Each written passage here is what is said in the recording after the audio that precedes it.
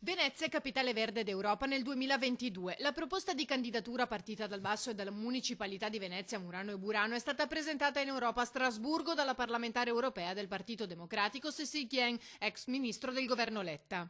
Venezia non deve morire.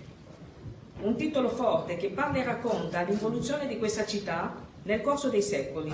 Una città vittima di un forte inquinamento dell'aria, del dissesto idrogeologico, della laguna, dello spopolamento, dell'impoverimento della qualità della vita con i residenti soffocati dal turismo di massa. Venezia e la sua laguna sono sito UNESCO dal 1987. Secondo i proponenti della candidatura, Venezia rischia di scomparire se non adeguatamente tutelata. Oggi è nostra responsabilità unire le nostre forze per preservarne la bellezza e le sue ricchezze ed è per questo che siamo qui.